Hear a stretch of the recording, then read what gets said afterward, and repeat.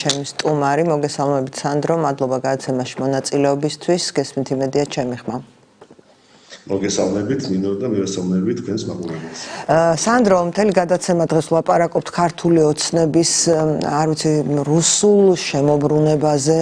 პრინციპით დიდი ხანია შემოbrunებულები არიან, მაგრამ ბოლო პერიოდში გვაქვს კიდე რაღაცა ნიშნები რუსეთთან დაკავშირებით. აი, ჩემი ერთ-ერთი სტუმარი საუბრობდა იმაზე, არის ეგეთი ეჭვებიც, რომ შეიძლება ემზადებოდნენ უფრო დიდი შემოbrunებისთვის რუსეთთან, მაგალითად დიპლომატიური ურთიერთობების აღდგენისკენ ნაბიჯის გადადგმისთვის, ან რამე მსგავსისთვის, იმიტომ რომ აი ბოლო პერიოდში კობახიძემ თვითონ რაღაცნაირად ამოქოქა ეს რუსოფობიის თემა, ხო? დიდი წერილი გამოაცხო და მას შემდეგ აი ოცნების წევრები სულ რაღაცნაირად აღვივებენ ამ თემას. ფაქტია, რომ რუსეთის თემა რაღაცნაირად აწუხებთ რაღაცის თქმა უნდათ მოკლედ და ამიტომ ზოგს გაუჩნდა ეჭვი რომ რამე დიდ შემოbrunებას ხომ არ გეგმავენ. აი რამდენად შეგვიძლია ეს ვიფიქროთ განსაკუთრებით იმ ფონზე, როცა რუსეთთან მეტისმეტად დაახლოება უკვე ძალიან საშიში ხდება და ნუ ძალიან წამგებიანი. ძალიან კარგი კითხვა ნინო, ახლა ზოგადად ივანიშვილის რეჟიმის პროგნოზირება ძალიან რთულია, იმიტომ რომ ბოლო პერიოდში უამრავ არარაციონალურ და არადეკვატურ საქციელს ჩადის, რომელსაც ახსნა შეიძლება რთულად მოეძებნოს.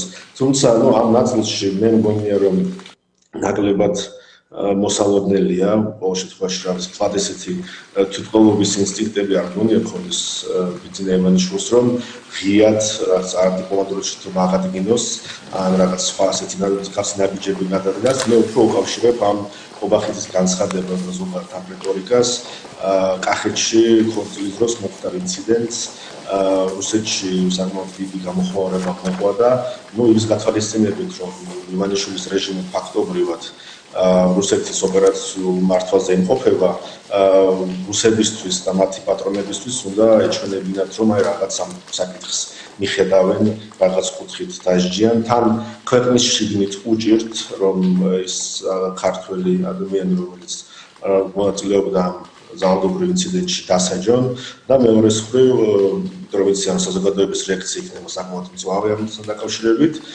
გირაოთი გამოუშვეს, როგორც ვიცით და მეორეს მხრივ რუსებსაც უნდა აჩვენონ, რომ აი რაღაცას აკეთებენ და გმობენ ამ შემთხვევაში არა რაღაც რუსოფობიას, ამას არ უკავშირებ მე.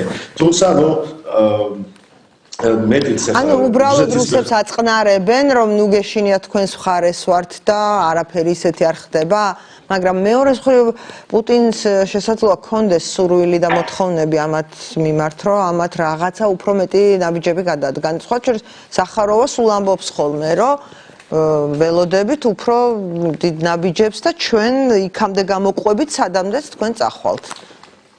ნუ რა თქმა უნდა ტერიტორიებს არ დაგიბრუნებთ ამბობენ. ცხადია ერთი ახლა რუსებს რაც უნდათ გასაგებია, მათთვის იდეალური იქნებოდა რა საქართველოს ბოდიში მოეხადა, აღიარებინა ჩვენი ოკუპირებული ტერიტორიები, მათთან დიპლომატიური ურთიერთობა აღედგინა, იქ ცხადია რუსეთისთვის გრძელვადიანი ალბათ სასურველი იქნებოდა, მაგრამ მეორეს მხრივ ბიძინა ივანიშვილმა შეიძლება მას არც ჰქონდეს პირადად ამასთან პრობლემები და გაკეთებდა კიდეც, მაგრამ ეს საკითხები იცის, რომ ამას ძალიან დიდი მღელვარება მოჰყვა ქვეყნის შიგნით. შესაბამისად, ამას ასეთ ნაბიჯებს თუ გადადგამს რაღაცნაირად უნდა გაყიდოს საქართველოს მოქალაქეებში, რომ ეს ამან არ გამოიწვიოს მისი რეჟიმის შეცვლა, ხო, მისი ქვეყნიდან გაძევება და ამ კუთხით შეიძლება რუსებსაც ესმოდეთ ეს რეალობა, რუსები არ არიან სულელები იცი ქვეყანაში და რეალობაა და არ უღირჩევა გარისხვა კიდეც. ბიძინას ნამდვილად არ უღირს და რუსებსაც არ ვარ დარწმუნებული, რომ უღირდეთ ამ დღევანდელი სტატუს კვო, ამ არშემული რეჟიმი მათ გაცილებით მეტად აწყოთ, ვიდრე თუ თქვა ბიძინაშვილმა გარისხვა და სანდრო, პირველ რიგში მინდა გთხოვოთ, რომ არ ვიცი თქვენი ხმა ისმის თითქოს ქვევრიდან, იქნებ არ ვიცი მიკროფონს რამე ხო არ ეფარება, ან იქნებ ცოტა ახლოს მიწიოთ კამერა, ან რაღაცა ქნათ, რომ უფრო კარგად გავიგოთ თქვენი ხმა. მაგრამ აი რაც შეეხება იმას, რას თქვენ თქვით, ამაზე მინდა გკითხოთ. რას თქვენ თქვით ეს იყო რამდენიმე წლის წინ, როცა ივანიშვილი რაღაცნაირად რუხ-ზონაში იყო, დასავლეთსაც მაინც საქართველოს თავისიანად მიაჩნდა მიუხედავად შებრუნებული კურსისა, მაინც იმედები ქონდა დასავლეთს და არ იმეტებდნენ, არ ასანქცირებდნენ ისე როგორც იმსახურებდა და ასე შემდეგ, მაგრამ დღეს უკვე ივანიშვილმა ის მიმზიდველობა ამ თვალსაზრისით შეიძლება დაკარგა, იმიტომ რომ ძალიან გაშიფრულია, უკვე სანქციებაც ხდება ვიღაცების და რაღაცეების, ეს კრიპტობირჟები არის ძალიან მოდაში ამ ბოლო დროს, ხო ყველამ დაასანქცირა ევროკავშირმა, ბრიტანეთმა, შეერთებულმა შტატებმა. არც კი ვიცოდით ამის შესახებ საერთოდ რას აკეთებს ეს ხალხი თავისთვის ჩუმად რო არიან მოყუჩებული. ყულევის ქარხანა და შეიძლება გაგრძელდეს, ხო კიდე რაღაცები. ანუ იქნებ უთმა დაინახა, რომ აღარ გამოდის აი ეს ვითომ დასავლელი ივანიშვილი კი ბატონო, რასაც გაგებით ეკიდებოდა და რაღაც სარგებელს იღებდა თვითონ.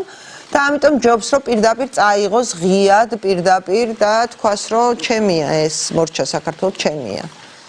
ანუ შუალედური თამაშის დრო ხო არ მოიწურა და მიაქვს ახლა რუსეთს ეს ღიად საქართველოს.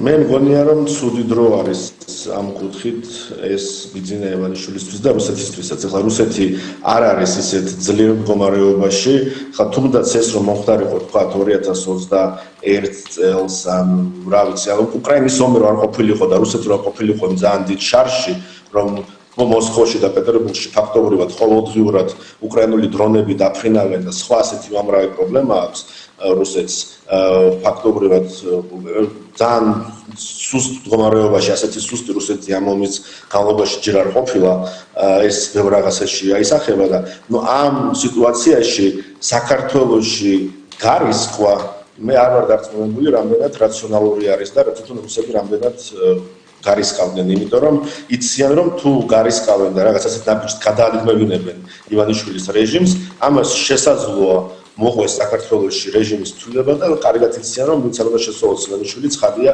გაცილებით უფრო ცუდი ვარიანტი იქნება რუსეთისთვის. ამ ეტაპზე ეს არის, ამიტომაც არ ვარ დარწმუნებული. ჯერ ეს კონტროლები არ იკვეთება.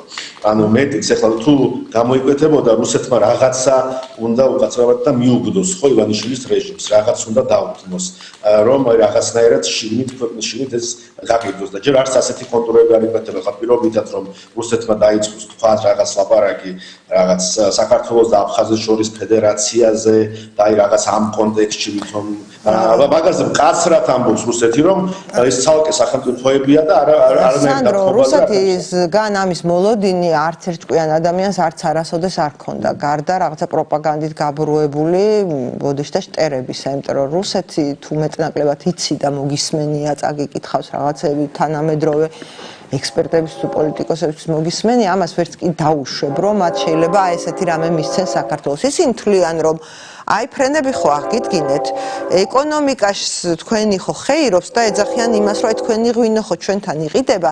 ისინი თვლიან, რომ ამით ძალიან დიდ საქმეს გვიკეთებენ ჩვენ და თან ბომბებს რო არ გვესვრიან და ესეც საკმარისი უნდა იყოს ჩვენთვის. ისინი ესე უყურებენ, რომ დიდ საქმეს გვიკეთებენ და მოგდებული აქვთ ძალიან ბევრი რამე და ამიტომ შეიძლება მოსთხოვონ ხა ივანიშვილს რაღაცები სანაცვლოდ. კი, არ ვარ მე დარწმუნებული ამ კუთხით, იმიტომ რომ მგონია რომ რუსებს მათ შორის ნანახი აქვთ თუ რა მოყვა საქართველოში, თუნდაც გავრილოვის ჩასმას პარლამენტის თავმჯდომარის საბრძოლში, რა მოყვა საქართველოში ბობახიძის განცხადებას, როდესაც მან უარი თქვა 2028 წლამდე ევროინტეგრაციის აღრძელებამდე ფაქტობრივად უარი თქვა ინტეგრაციაზე, იციან რომ ამას ასეთ ნაბიჯებს მოყვეს ძალიან დიდი საზოგადოებრივი რეაქცია, ამიტომაც არ ვარ დარწმუნებული რომ ამ ეტაპზე გარისკავენ.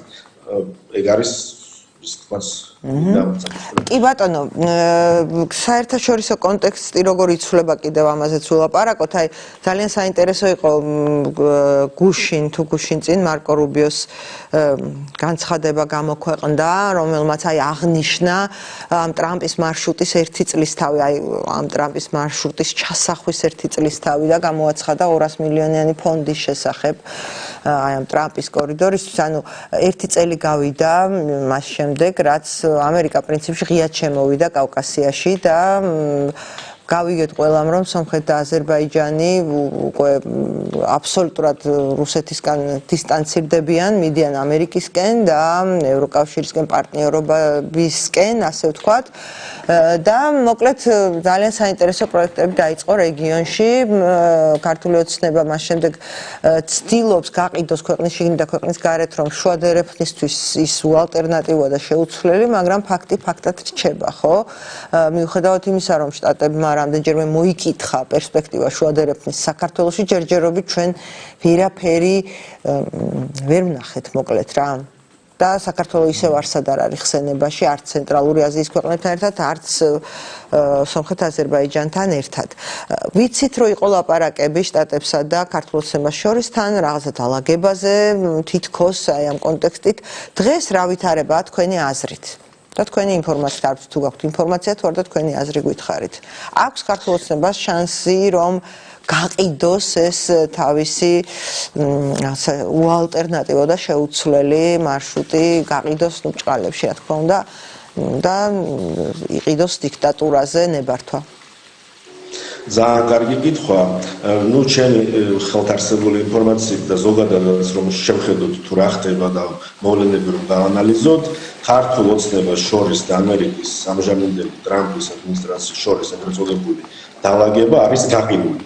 და გაყინული არის ამერიკის შეერთებული შტატების ინიციატივით, ანუ ფაქტობრივად ამ ეტაპზე ამერიკელებმა წერტილი დაუსვეს ამ პროცესს და მეტ მოლაპარაკებას და მეტ გაგრძელებას ამისას, ანუ სერიოზულად ამ ეტაპზე არ უყურებენ, ჩათვალეს რომ ეს პროცესი უნდა გაიყინოს იმის გათვალისწინებით, რომ ისინი არ აგიქვამენ ბიზნეს ივანიშვილს და მის რეჟიმს სერიოზულ მოლაპარაკებლად. არ თვლიან რომ ისინი სერიოზულად უდგებიან ამ საკითხს და უკვე ხვდებიან იმას, რომ ბიზნეს ივანიშვილისთვის თავარი არის დროის გაწელვა და არა კონკრეტული ნაბიჯების გადადგმა და დათმობების და არაპირებენ რომ ამ თამაშში აქტიურად მიიღონ მონაწილეობა. ამის მათ შორის სერიოზული გამოხმაურება არის ერთის მხრივ ის, რომ საქართველოს უკვე საბოლოოდ შევიდა იმ ქვეყნების სიაში, რომლებსაც დაუწესეს ეგრეთ წოდებული სავიზო ბონდები და შეგახსენებთ ევროპის კონტინენტზე, ანუ ევროპის საბჭოს წევრებს შორის ერთადერთი ქვეყანა ვართ, ვისაც დაგვიწესეს ეს ფაქტობრივად ამერიკელებმა თითქმის შეუძლებელი გახადეს ქართველებისთვის ამერიკაში და მოგზაურობა. ხო, მაყურებელს შევახსენოთ, რომ ეს იყო საპილოტე პროგრამა და ეხლა გადაიქცა უკვე მუდმივ მოქმედ პროგრამად, ადრე თუ იყო 5,000-დან 15,000 დოლარამდე, ახლა მინიმალური ზღვარი თუ არ ვსები 10,000-მდე გაიზარდა და ზედაზღვარი 20,000 დოლარამდე. ანუ მრავალჯერადი ვიზები აღარ არის, არის ერთჯერადი ვიზა ტურისტული და ბიზნეს ვიზა და ნუ ეს ბონუსი, რა ქვია, დეპოზიტი უნდა გადაიხადო მოკლედ და ეს აფრიკული სახელმწიფოები არიან ძირითადად, რამდენიმე იქით ნახევარსფეროდან, თქვათ, რამდენიმე და აზიური რამდენიმე სახელმწიფო თუ სწორად მახსოვს. კი, მართალი ხართ, 50 ქვეყანა დაახლოებით ამ სიაში და თუ შეხედავთ იმ პროცენტული მაჩვენებლით იმ ქვეყნიდან მოქალაქეების, ვინც ვთქვათ, ჩადის ამერიკის შეერთებულ შტატებში ამ ტურისტული ან ბიზნეს ვიზით და შემდეგ არ ბრუნდება თავის ქვეყანაში, სხვა ქვეყნების პირობითად იმსახურებდნენ ამ სიაში მოხვედრას, თუნდაც ალბანეთი, სომხეთიც საკმაოდ ისეთ მაღალი მაჩვენებელი აქვს სომხეთსაც, თუმცა, ნუ მათ იმის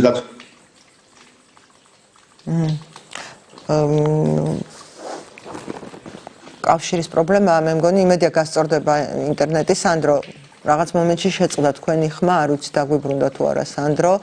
გავაგრძელებ იმას, რაზეც სანდრო საუბრობდა. გესმით სანდრო, ჩემი ხმა? მე მესმის თქვენი ხმა. ხო, მახსოვს, როცა თავიდან შემოვიდა ეს პროგრამა, მეც რო ჩავიხედე, იქ ბევრი ქვეყანა იმსახურებდა ჩვენზე მეტად, მაგრამ ეს იყო პოლიტიკური დისტანცირების ბრალი და პოლიტიკური დაშორების ბრალი შეერთებულ შტატებთან, რომ საქართველოს არის აქ მოხვედრილი. მოკლედ, ანუ ეს ამ თვალსაზრისითაც ესეც არის მანიშნებელი, რომ გაყინულია ეს ურთიერთობები? კი ბატონო, ახლა ვინმესთან თუ აპირებ ურთიერთობის დალაგებას და მათ შორის ახლა ამერიკის შეერთებული შტატებისთვის თავარი საკითხი არის ეკონომიკური ურთიერთობები. ბოდიში ისმის ჩემი ხმა ნინო? ისმის ოღონდ ცუდად, სიმართლე რო გითხრათ, აი რაღაცა მოგუდული ისმის თქვენი ხმა. მაგრამ ისმის. კი ბატონო. სანდრო. სანდრო, გესმით ჩემი ხმა, ეთერში ხართ? არ ვიცი, ეს კადრი იყო დასტოპებული, ასე ვთქვათ, თუ უბრალოდ არ ესმის სანდროს რო ეთერშია, თუ შეიძლება რომ გაარკვიოთ ეს კომუნიკაციის პრობლემა, მოკლედ რომ გადავხედოთ ისტორიას, იყო გარკვეული ურთიერთობები გაზაფხულზე განსაკუთრებით გააქტიურდა ეს ყველაფერი, ოცნება ლაპარაკობდა დალაგებაზე შტატებთან, მაგრამ ეს რაღაცა დაპირებული აპრილი, მაისი, რაღაცა მინიშნებები არ შედგა საბოლოო ჯამში. ერთი რაც მოხდა არის ის, რომ ოცნებამ ანაკლიის პროექტიდან გაუშვა ჩინელი ინვესტორი და თქვა, რომ სახელმწიფო აშენებს ანაკლიის პორტს. გესმით, სანდრო, ჩემი ხმა? კი, მესმის. აი ხა გაზაფხულის წინა ისტორიას ყვებოდი, გაზაფხულზე რო იყო ლაპარაკი, პაუზას ვავსებდი, ასე ვთქვათ, სანამ დაგვიბრუნდებოდით. გაზაფხულზე რო იყო ლაპარაკი, რომ აი აპრილში, აბა მაისში რაღაცები იქნება, სიურპრიზები იქნება და ამასობაში ხო, რაღაცნაირად დაიკარგა ეს თემა. ერთადერთი რაც ვნახეთ, რომ ანაკლიის პორტიდან ჩინელები გაუშვა ოცნებამ. ხო, ეს თითქოს იყო რაღაცა ნაბიჯი შტატებისკენ გადადგმული არ იყო ასე?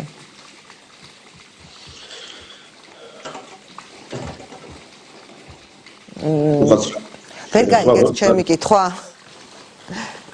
გავიგეთ ჩემი კითხვა, გავიგეთ. გისმენთ? კი, ნუ ერთის რომ დავამთავრო ეს საკითხი, ხო, ერთი ეგ საკითხი მოხდა, რომ ახლა თუ ვინმესთან აპირებ ეკონომიკური ურთიერთობების დალაგებას მათ შორის და ამერიკის შეერთებული შტატები, რაზეც გვესაუბრება, საქართველოს არის საერთო ეკონომიკური პროექტების პოტენციურად განხორციელებაზე. ასეთ ქვეყნებს, ასეთ ტიპის სავიზო დეპოზიტებს არ უწესებ, ეგ ერთი და მეორე თქვენ წინა ნაწილში ახსენეთ ასევე კრიპტობირჟები, ხა ფაქტია, რომ ხო გუშინ მოხდა დასანქცირება კომპანიის, რომელიც მილიონობით არალეგალური ირანთან დაკავშირებული კრიპტოვალუტის ლეგალიზებას ახდენდა საქართველოს გავლით და ძალიან სამართლმსაჯულო განცხადება ჰქონდა ეროვნულ ბანკს, შეუძლებელია რომ მაგას ხაზი არ გაუსვა.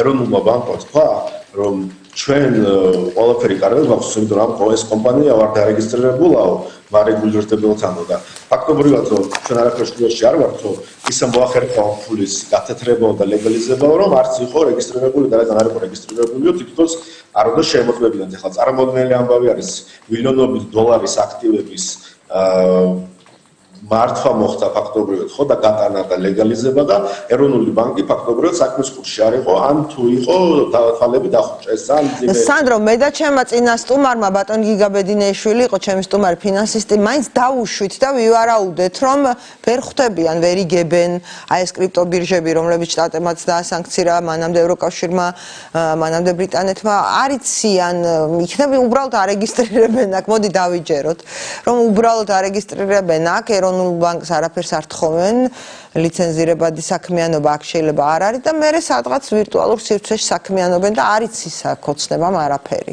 შეგვიძლია ეს დავუშვათ? ეგ არის ზუსტად ყველაზე დიდი ჩავარდნა, თუ სახელმწიფოში თუ ასეთი ტიპის ტრანზაქციები ხორციელდება თან ირანის რეჟიმის მხრიდან, რომელიც არის ნუ საერთაშორისო რაღაც დასანქცირებული და რომელსაც არ უნდა გაეკარო ყველამიცის და ეს ისე ხდება რომ სუსი არ არის საქმის კურსში, ეროვნული ბანკი არ არის საქმის კურსში, საჯარო რეესტრში კომპანიები ისე რეგისტრირდება და ისე ხდება მათი გავლით მილიონობით ფულის გათეთრება და ტრანზაქციების განხორციელება, რომელიც შემდეგ ხვარდება პოტენციურად ტერორიზმს, ეგ არის სახელმწიფოს ჩამოშლა და განადგურება. ეს არ არის არანაირი ვერ აპრავებს უხეშად რომ თქვა ქართულ ოცნებას ეს და ამის გათვალისწინებით რომ ანუ ამერიკის შეერთებული შტატები საქართველოში რეგისტრირებულ კომპანიებს ასანქცირებენ ხან იმისთვის რომ რუსულ პროპაგანდას ვეხმარებით, ხან იმისთვის რომ ირანს ვეხმარებით ფულის გათეთრებისთვის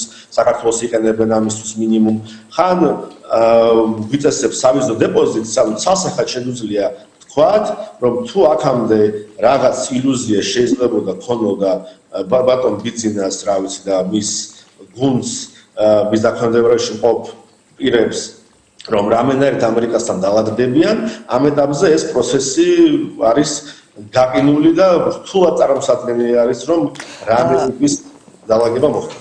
სანდრო, გაყინულის წინააღმდეგიც არ მგონია იყოს ბატონ ივანიშვილი, გაყინული ურთიერთობის წინააღმდეგი შტატებთან, თუ საფრთხე ექნება განეიტრალებული მისი სანქცირების.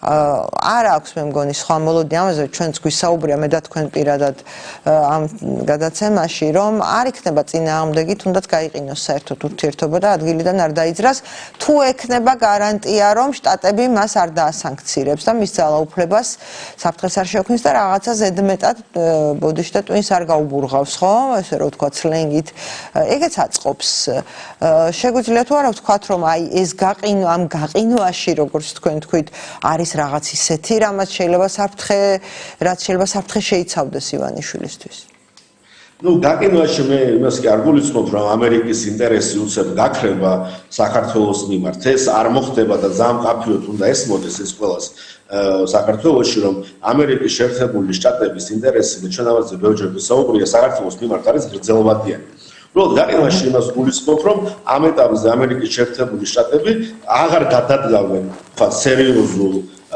პირდაპირ ნაბიჯებს რომ ქართული ოცნება აიძულონ მათთან თანამშრომლობის კუთხე.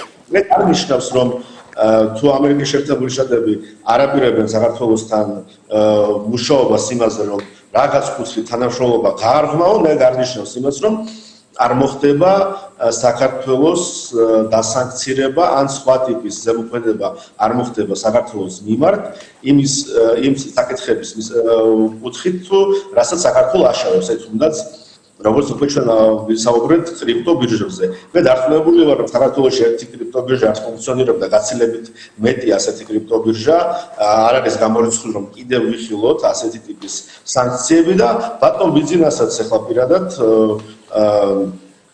აქვს მონაწილეობა მიღებული კრიპტო ვალუტებში, ვიცით ეს თავის დროზე რომ ტარიფი გამიზარდა მთელ მოსახლეობაზე, ჩვენს ხარჯზე მე აწარმოა ბიტკოინები და შემდეგ ისიც კი გვახსოვს კარგად ბაჩაშვილის кейსი და ამ კრიპტო მილიარდებს რა მთელი ტრამები ქონდა და როგორი ბრძოლა მოუწია ბჭყალებში ბატონ ბიზნეს რომ თავისი მილიარდები წაერთმია ბაჩაშვილისთვის და სავარაუდოდ მოახერხა კიდეც და მეორე ისიც ვიცით რომ გიორგი ბაჩაშვილი დღეს საქართველოში სავარაუდოდ აგრძელებს საქმიანობას ამაზე არსებობს სხვა ცნობები სხვა კონკურენტ კრიპტო კომპანიებს შორის რომლებიც ამბობენ რომ ეროვნული ბანკი თვალს ხუჭავს ბაჩაშვილთან დაკავშირებული კომპანიების საქმიანობაზე არ ახდენს მათ მონიტორინგს და შესაბამისად მან შესაძლოა ხორციელდებოდეს მათ შორის შავი ტრანზაქციები და ხა ჩემთვის რთულად წარმოსადგენია არის რომ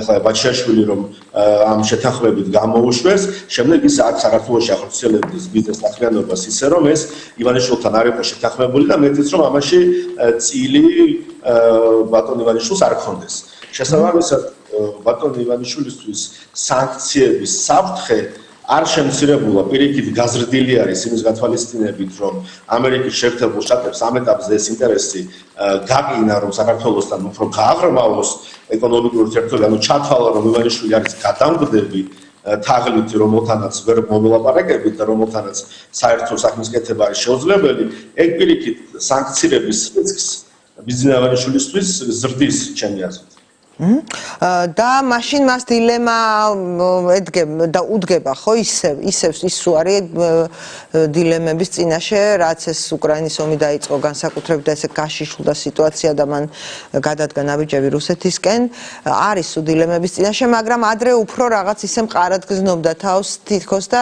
რაღაცა თამაში იყო რაღაცა სიტყვა ქონდა და ნუ ათამაშებდა ნუ ევროპელებიც ერიდებოდნენ ადრე მაგალითად ქარხანას სადაც მას ინტერესი ქონდა არ დაუსანქცირებდნენ ხო ახლა დაუსანქცირეს ყულევის ქარხანა ანუ მას უკვე რაღაც თითქოს უმცირდება მანევრირების სივრცე ჩვენ უკვე ვილაპარაკეთ რუსეთზე და მის გავლენაზე აი ამ კაცზე და მეორე მხრივ არ აქვს დასავლეთთანაც ესე მშვიდად დალაგებული ანუ დისტანცირებული არის და იზოლირებული მაგრამ ეს არ ნიშნავს რომ მას ყველაფრის ნება აქვს ხო დასავლეთისგან ანუ რას იზამს თქვენი აზრით ის აი ბოლოს ამაზე ვილაპარაკოთ და დავასრულოთ ანუ რა არჩევანები აქვს მოდი ესე გკითხავთ კი, რთულ მდგომარეობაშია ნინო ბატონი ივანიშვილი, იმიტომ რომ ანუ ნებისმიერ რეჟიმს, განსაკუთრებულად ავტოკრატიულ რეჟიმის შენარჩუნებას, როგორც ეს აქვს რაღაც ტიპის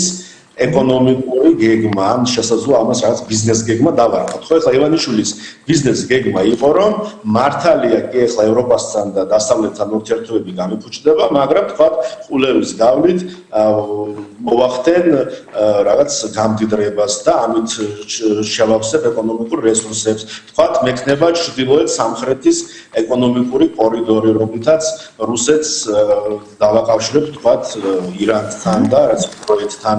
ამ ასეთი ტიპის ბიზნეს გეგმები შეიძლება გამოვიყენებ უკრაინის ომს და სანქციების გვერდის ავლაში რომ დავეხმარები რუსებს და სხვებს, ამითი შევძლებ ჩემი ეკონომიკის შენარჩუნებას და თუ აი ეს ბიზნეს გეგმა ვარდება, ხო, უკვე შემდეგ ძალიან ცუდ მდგომარეობაში აღმოჩნდება რეჟიმი, იმიტომ რომ მათ უნდა გადაუხადონ ხო ხალხასები, მათ შორის იმ ძალოვნებს, ჩინოვნიკებს, უნდა ყოფილი ყავდეთ სხვადასხვა პროპაგანდისტები, ბიზნესი, ვინც მათთან აფილირებულია, ხო და თუ აი ეს ბიზნეს გეგმა ჩავარდება, შემდეგ უკვე მათ ფინანსურ დაკმაყოფილებას ვეღარ შეძლებენ, რაც ნუ ავტომატურად შიდა ელიტაში გამოიწვევს უკმაყოფილებას და ნუ შესაძლო გართულებას, მათ შორის რომ ეს ხალხი ნაკლებადავს დადებს ბიზნესენიშვილის რეჟიმის გადასარჩენად და ამ ხრივ ჩანს რომ ბიზნესენიშვილის გეგმა რაც ჰქონდა უკრაინის ომის დაწყების შემდეგ ფაქტობრივად ჩავარდნილი. ხო, ამ ეს ჩანს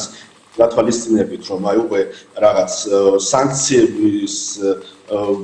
სანქციები მოდის და უკვე ხედავენ ევროპელების და ამერიკელების თუ რა ტიპის სანქციების გვერდის ავლას ახდენს. უნდების ამბავის თქვენ სწორად აღნიშნეთ, ხა ძალიან დიდი დანაკარგია, ხო, ხა $100 მილიონ დოლარზე მიდის საუბარი, ფაქტობრივად არაფერში, ხო?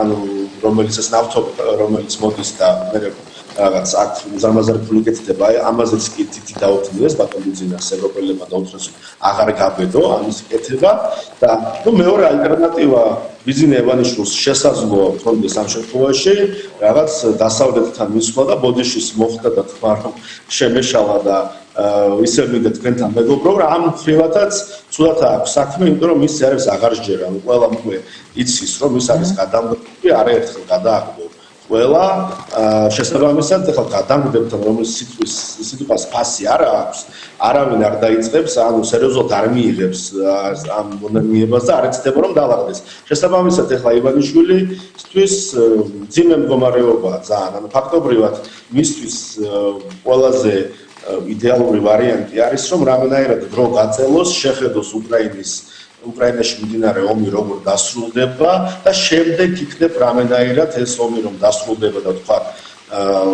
რაღაცნაირად კონიუნქტურას მოერგოს და რამენაირად გადარჩეს.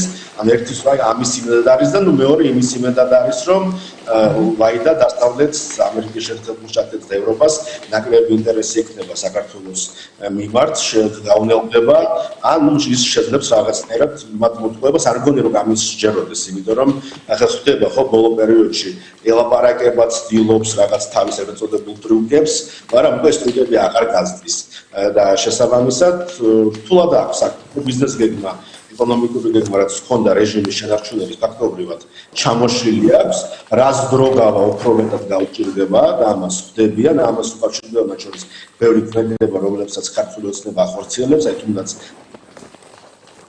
მადლობა სანდრო, ხარვეზია, ისევ ტექნიკური, მოკლედ დღეს არ გვაქვს კარგი კავშირი სანდრო ზიბზიბაძესთან. მე მგონი მთავარი სათქმელი თქვით, ცოტა ბოლოში გაიჭედა და უნდა დავასრულოთ. მადლობა გადაცემაში მონაწილეობისთვის.